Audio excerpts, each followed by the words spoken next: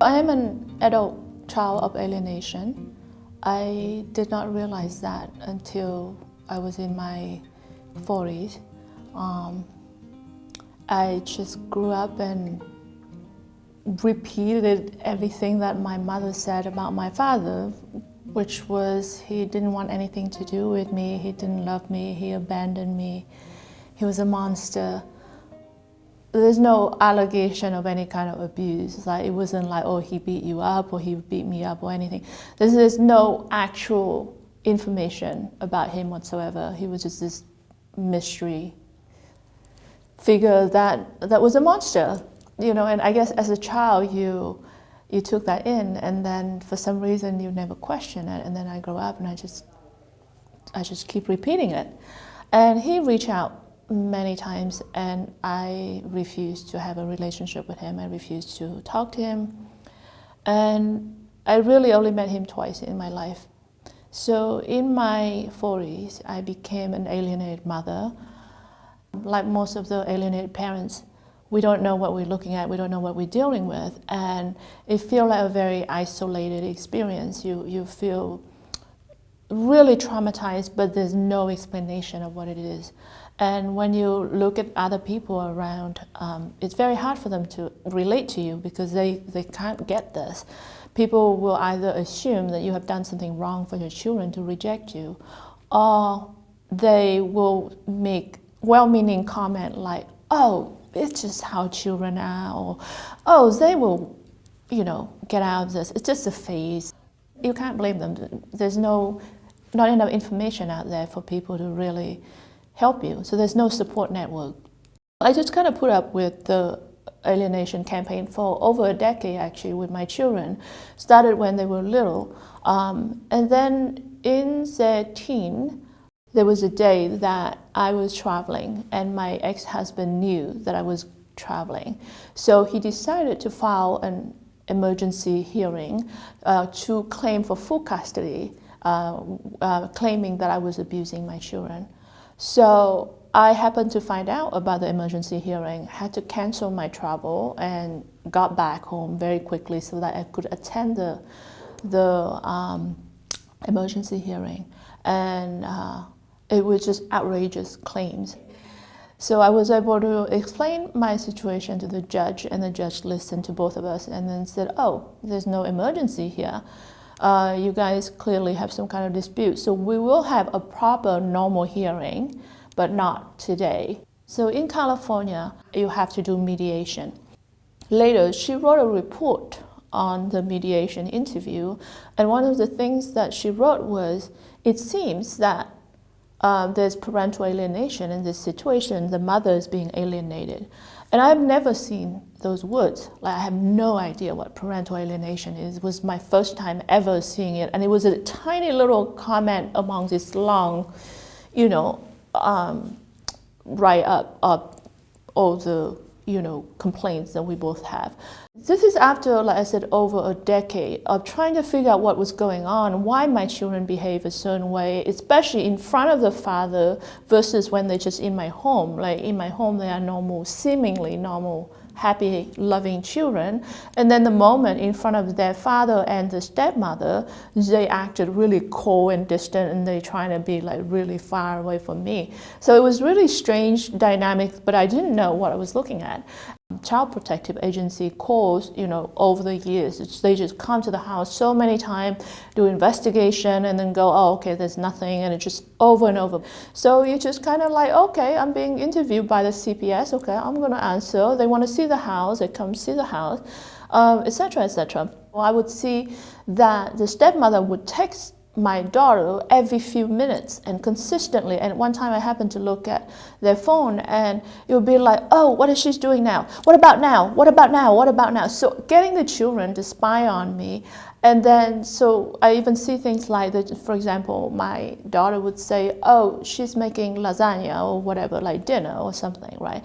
And then the stepmother would go, oh, it must be horrible, right? It tastes really bad, is it? Like, it was like totally like feeding into the children. It wasn't like, how was it?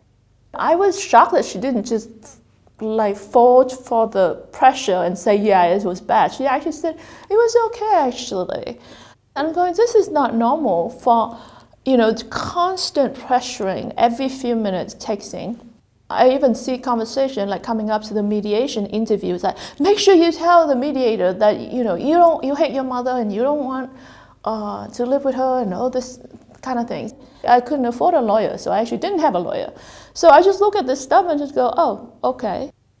The moment the mediation report come back with those words, parental alienation, I was curious, so I started to kind of Googling it, and I'm going, oh my God, like the 8 manifestation of the children behaviors and the alienating behaviors, and I'm just like, oh my God, this is exactly what happened to me. I finally have a word to describe what's this thing that I was going through, and I was going insane, and I didn't know, like, being able to name that trauma that you're going through is so important. So now that I recognize what it was, I went on and tried to do everything I could to learn about parental alienation in the short time that I could, so that I could fight for my children. And then in the same time, one of my relatives reached out and said, yeah, I know what you're going through, trying to fight for your children, and I can't hide it any longer, but I need to have a conversation with you to tell you about what your mother did to prevent you from having a relationship with your father. By that time, I just learned about parental alienation. So that message, it just clicked. I went and started Googling for my father's name and the town that he was living in. I knew the name. I eventually found a website that he left for me, and on there was diaries that he was writing over the years of, it wasn't every day, but it was pretty regularly, about how he felt, how he missed me, how he wanted to be able to see me and he couldn't, and how he turned out. My mother refused for him to see me. And then there's court documents, there's letters between them. My mother was writing to him saying, I'm going to destroy your life, and all these things. There was evidence of him paying child support, and I remember growing up, my mother said, oh, we are in poverty because your father abandoned you. He would not even pay $1. It was just outrageous things, and my father was desperately trying to reach out to me, desperately wanting to have me in his life. And yet I was robbed of that relationship. And by this time that I realized that, it was too late, because by that time my father had passed. To look back and think that all these years, even in my adulthood, he tried to reach out, and I was always very cold, very rude, very defiant. And in particular, I remember I was in my 30s and had my children already, and he actually found me on Facebook and sent a friend request. So I accepted the friend request, and then immediately turned around and post on his Facebook wall and saying all the nastiest thing that you could imagine about a father, and then I blocked him. And I accepted the friend request with the sole purpose of destroying him. It's just unbelievable what a brainwashed child would do, even when this child has become an adult.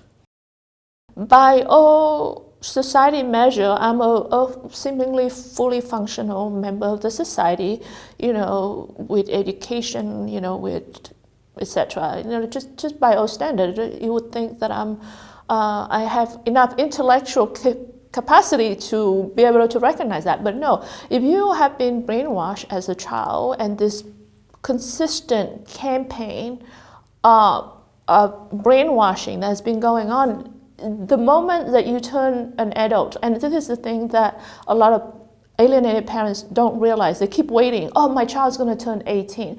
There's nothing magical about that date, unfortunately. That's the bad news, is that your child can become an adult, but there's no way for them to know the difference. If this is all they have been taught, this is all we knew. I mean, there was a time that we as a human society believed that the earth is flat. And it doesn't matter how old we were, until those people died, they still thought that the earth is flat.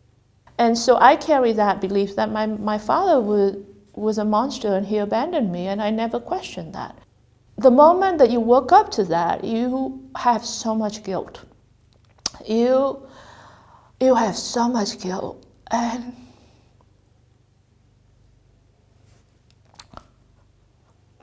then you also realize that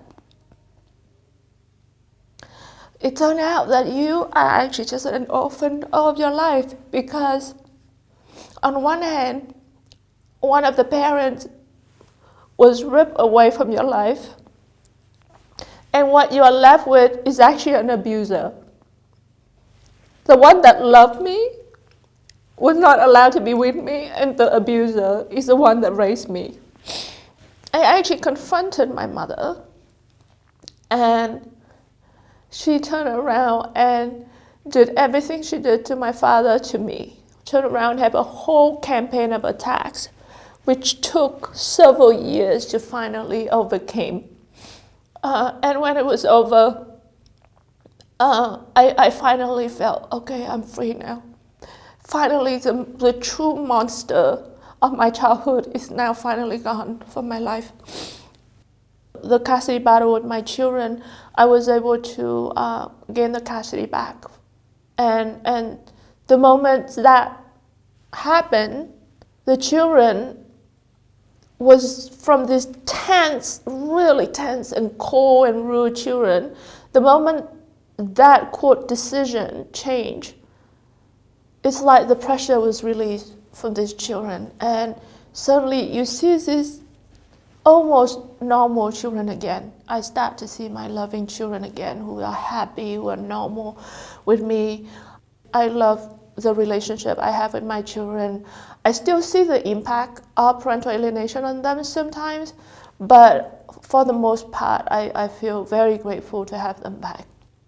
So in myself, I resolved that my mother had died. That's how I resolved it. Like, I no longer have a relationship with her. She went on a campaign of false allegation against me and my husband. So for 2 years, we're running around until the court put in a sanction and said she was not allowed to sue me anymore. And then at that point, she finally gave up. As a previously alienated mother and as an adult child alienation, I can say that I truly understand parental alienation viscerally. It's not just an intellectual concept. I mean, I am a researcher, and I've done extensive research into parental alienation, but I understand this viscerally, and I definitely don't want parents to give up hope, because things can change so suddenly and things can change so drastically in ways that amazing.